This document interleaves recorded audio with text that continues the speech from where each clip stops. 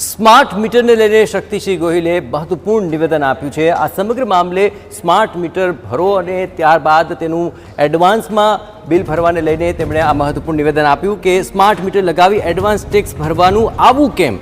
Smart મીટરના નામે ભાજપ ઉઘાડી લૂંટ ચલાવતો હોવાનો તેમણે આરોપ લગાવ્યો।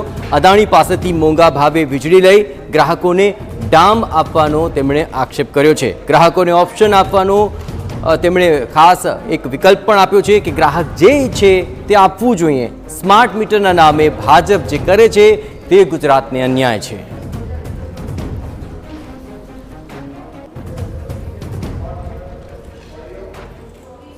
મોંઘા ભાવે વીજળી લેવાની છે, એ મોંઘા ભાવે વીજળી લેવાની પોતાના મિત્ર માટે એનો ભોગ ગુજરાતના મતદારોએ બનવાનો।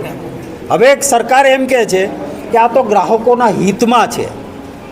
હું કાયદો જાણું છું, ગ્રાહકોના હિતમાં હોય તો એને ઓપ્શન આપો કે ભાઈ મારે મારું હિત જોઈએ છે, મને સ્માર્ટ મીટર આપો।